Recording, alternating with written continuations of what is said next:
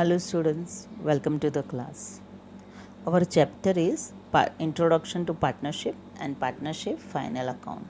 In last two videos you have learned what is partnership, the meaning of partnership, definition of partnership, features of partnership. You have also learned about the partnership deed, the meaning of partnership deed, the content of partnership deed, importance of partnership deed, and methods of capital account, that is fixed capital method and fluctuating capital method. In this video you are going to learn about the partnership final account. The partnership final account is very much necessary to prepare for all the company, because each and every company want to know what is their gross profit, gross loss, or net profit or net loss. Again, they also want to know what are the amount payable to the creditors and what is the amount which will be receivable from the debtors. They also want to know the financial position of the business, etc. So for that they need to prepare final account. To find out the gross profit or gross loss incurred during the year कितना gross profit हुआ है या कितना gross loss हुआ है वो final account से पता चलेगा. To find out the net profit or net loss of the business का net profit net loss क्या है वो final account से ही पता चलता है. To know the financial position of the business at the end of the year, साल के end में, साल के अंत में बिजनेस की फाइनेंशियल पोजीशन क्या है वो फाइनल अकाउंट से ही पता चलेगी. Bye preparing balance sheet you will know how much liabilities are there and assets are there. So from the balance sheet you will come to know the financial position of the company. To find out the amount of debtors and creditors, debtors के पास से कितना amount लेना है और creditor को कितना पे करना है वो आपको पता चलेगा फाइनल अकाउंट से. Debtors are the customer of the business to whom business have sold the goods on credit basis. Debtors वो पर्सन है, वो कस्टमर है जिसको बिजनेस ने क्रेडिट में गुड्स सेल किया है और टोटल कितना पैसा उनके पास से लेना है वो आपको फाइनल अकाउंट से पता चलेगा. And creditors are those suppliers from whom business has purchased the goods on credit basis, so the amount will be payable to the creditors. Business ने क्रेडिटर्स के पास से जो क्रेडिट बेसिस पर गुड्स परचेस किया है तो उनको जो अमाउंट पे करना है उसको कहेंगे क्रेडिटर्स. टोटल ऑफ क्रेडिटर्स कितना है that you will come to know by preparing balance sheet. To prepare various account for future planning, business के लिए फ्यूचर प्लानिंग करना बहुत ज़रूरी है. If you want to expand your business और if you want to earn more profit, it is very much necessary to plan. तो future plan करने के लिए फाइनल अकाउंट बनाना बहुत ज़रूरी है. To find out the sources and application of fund, कौन से रिसोर्सेस है जहाँ से आपको फ़ंड मिल सकता है और उनको कैसे बिजनेस में लगाया जाएगा, उसके लिए आपको फाइनल अकाउंट बनाना है. To find out the value of goodwill for the purpose of reconstruction of firm. Goodwill means reputation of the business in term of money. Goodwill का अमाउंट फाइंड आउट करना बहुत ज़रूरी है. कभी ये बहुत ज़रूरी है at the time of reconstruction of firm. Reconstruction of firm means when you want to admit some new person as a partner. So at the time of admission of partner, if any partner wants to retire from the firm or if any partner died, so at the time of these three events, that is admission of partner, retirement of partner and death of partner, you have to settle your account and you have to reconstruct your account. For that you need to prepare final account to calculate various taxes of firm like income tax, etc. So at the end of the year company have to pay taxes to the government, and how much tax is to be paid that you will come to know from final account only. Now let's see the preparation of final account. How to prepare the final account? Before preparing final account, you need to prepare trial balance. Now, what is this trial balance? Trial balance is a list of all ledger account. Trial balance जो है वो list है किस चीज़ का? तो जो भी ledger accounts आपने प्रिपेयर किए हैं उसका लिस्ट उसको कहेंगे trial balance. All debit balance of the ledger account will be recorded on the debit side of trial balance. जो भी अकाउंट का डेबिट बैलेंस है वो ट्रायल बैलेंस के डेबिट साइड रिकॉर्ड होगा and all ledger accounts of credit balance will recorded on credit side. जो भी ledger account का क्रेडिट बैलेंस है वो क्रेडिट साइड रिकॉर्ड होगा. So with this trial balance and adjustments you can prepare your final account. Trial balance और adjustment से आप final account बना सकते हो and bye preparing final account you can find out gross profit, gross loss, net profit, net loss and financial total assets and liabilities of the company by preparing balance sheet. Trial balance and adjustments are important in preparation of final account. The list of debit and credit balances of all ledger account is called as trial balance. Trial balance में क्या है? तो list है debit और credit balance का.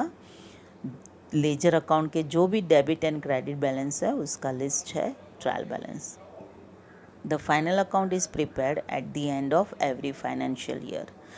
Final account हर एक financial year के एंड में प्रिपेयर होगा. Trading account shows gross profit और gross loss and profit and loss account shows the net profit और नेट लॉस. ट्रेडिंग अकाउंट से आपको पता चलेगा कितना ग्रॉस प्रॉफिट है, कितना ग्रॉस लॉस है and profit and loss account से आपको पता चलेगा नेट प्रॉफिट और नेट लॉस कितना है. The balance sheet shows the financial position. Balance sheet से आपको पता चलेगा कि बिजनेस की फाइनेंशियल पोजीशन क्या है from the form of assets and liabilities eight the end of the year. क्योंकि बैलेंस शीट में सारी लायबिलिटीज़ एंड असेट्स रिकॉर्ड होती है तो उससे ही बिजनेस की फाइनेंशियल पोजीशन क्या है वो पता चलती है. Let's start with trading account. First of all, you have to remember that trading account is a nominal account. Trading account जो है वो nominal account है and according to nominal account, expenses and income will be recorded. Now, what is the rule of nominal account? Debit all expenses and losses, credit all income and gain. It means on the debit side of the trading account, you have to record all expenses. And on credit side of the trading account you have to record all income. One thing you have to remember that in trading account only direct expense and direct income will be recorded. आपने trading account में सारी direct expense और सारे direct income ही record करनी है. Now what is this direct expense? Direct expense is those expenses which are related to the production of the goods. Direct expense उसको कहेंगे जो गुड्स के प्रोडक्शन के रिलेटेड है. And what is this direct income? Direct income means that income which company receives by selling the goods. Direct income वो income है जो company को गुड्स सेल करने पर मिलती है. So all expenses, direct expenses will be recorded on debit side and direct income will be recorded on credit side according to the nominal account rule. Trading account is a nominal account. Trading account is open in the trading organization for the purpose of find out the gross profit or gross loss incurred during the year. Gross profit और gross loss कितना हुआ है ये आपको trading account से ही पता चलेगा. In the debit side of this account all direct expenses are recorded. Debit side आपने सारे डायरेक्ट एक्सपेंस रिकॉर्ड करने हैं and in the credit side of account all direct income of the firm are recorded. Credit side जो भी direct income है वो आपने record करनी है. If the trading accounts credit side is more then debit side, then account shows gross profit. Credit side is more means credit side का total अगर ज़्यादा है debit side से तो आपको मिलेगा gross profit. and vice versa. It means कि if debit side total is more than the credit side, then you will get gross loss. Debit side का टोटल अगर ज़्यादा है तो आपको मिलेगा gross loss. The gross profit और gross loss is transfer to profit and loss account. जो भी ग्रॉस प्रॉफिट और ग्रॉस लॉस होगा वो आपने प्रॉफिट एंड लॉस अकाउंट में ट्रांसफ़र करना है. Let's see the proforma of trading account. According to the nominal account rule, debit side all expenses you have to record. Debit side आपने सारे expense record करने हैं and credit side you have to record all direct income. Credit side आपने direct income record करनी है. Let's see with the debit side. To opening stock, last year closing stock is the current year opening stock. जो stock company के पास पड़ा है साल के शुरुआत में, that is known as a opening stock. Next is to purchase. During the year जो भी परचेस हुआ है प्रोडक्शन के लिए वो यहाँ पर आएगा. Less return outward, it is also known as a purchase return. अगर आपने कोई गुड्स रॉ मटेरियल परचेस किया है और वो डैमेज है या तो एज़ पर सैम्पल अप्रोप्रिएट नहीं है और आप उसको रिटर्न कर रहे हो तो it is called as a return outward और purchase return which will be deducted from the purchase. To carriage inward. Carriage means transportation charges through roadway. Roadway से अगर आपने गुड्स मंगाया है और उसका आपने चार्जेस दिया है so that is known as a carriage inward. To freight. To freight means the charges which are paid to the railway for transporting of the goods. अगर आपने रेलवे से कुछ गुड्स खरीदा है, मंगाया है, आपने रेलवे से कुछ गुड्स ट्रांसपोर्ट किया है पर प्रोडक्शन के लिए, तो उसके लिए आपने जो पैसा पे किया है that is known as a freight. To dock charges. अगर आपने कुछ गुड्स मंगाया है फॉरेन कंट्रीज से और डॉकयार्ड में उसको शिपमेंट से आया है तो डॉकयार्ड में डॉक चार्जेस आपने पे करने रहते हैं. To custom duty. जब भी गुड्स इंपोर्ट करते हो तो कस्टम ड्यूटी आपको पे करनी रहती है. To wages productive manufacturing wages. Wages productive means production purpose के लिए जो वेजेस पे किया है या तो मैन्युफैक्चरिंग के लिए जो वेजेस पे किया है that is known as a productive wages और manufacturing wages. To wages and salaries. Here two accounts are given. First is wages and second is salaries. When these two combined account is given then you have to consider the first account. Sometimes they may give wages or wages and salaries. Sometimes they may give salaries and wages. यहाँ पर ऐसे दिया जाता है, कभी कभी दिया जाता है wages and salaries, कभी कभी ऐसा भी होता है कि salary and wages. तो ऐसे टाइम पे जब भी wages and salary दोनों combine दिया है at that time you have to consider first account. Wages and salaries में वेजेस फर्स्ट है तो वो जाएगा ट्रेडिंग में. सैलरीज एंड वेजेस में सैलरी फर्स्ट है तो वो जाएगा प्रॉफिट एंड लॉस में. So wages and salaries. Then to import duty.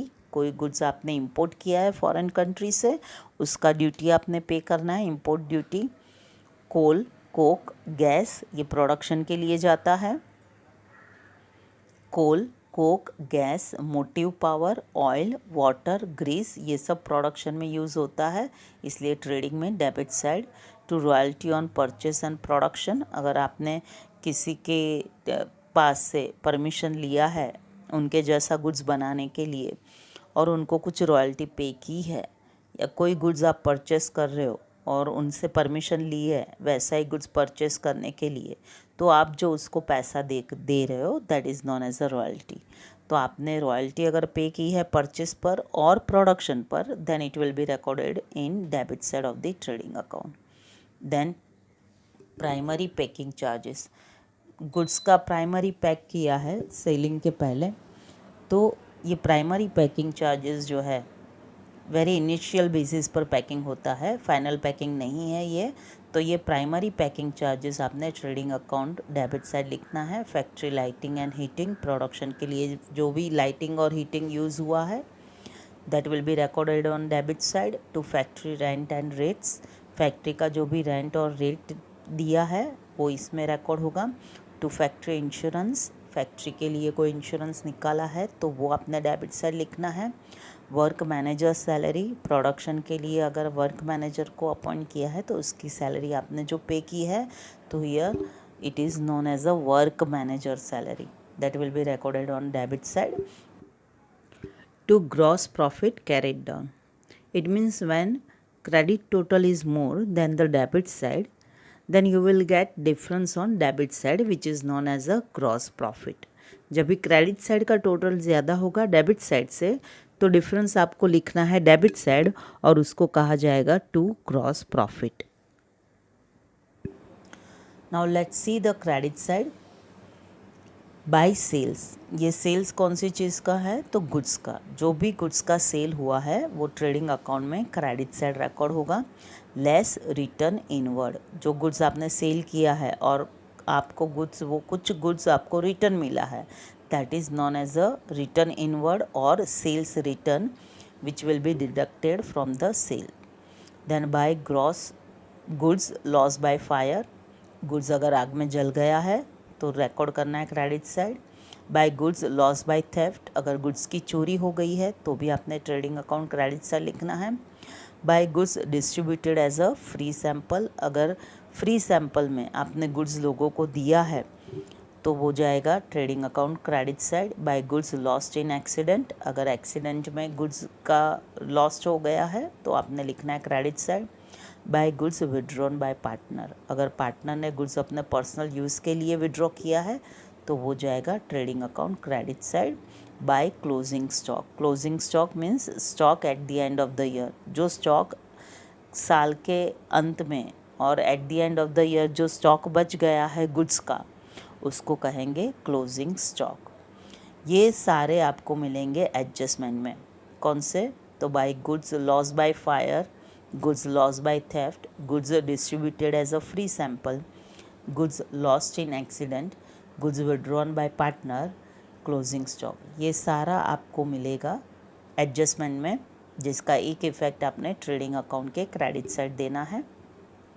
Last, by gross loss carried down, अगर डेबिट साइड का टोटल ज़्यादा है तो डिफरेंस आपको क्रेडिट साइड मिलेगा और उसको कहेंगे gross loss carried down. Closing stock, gross loss carried down. So here you have learned what is trading account and which accounts are recorded in the trading account.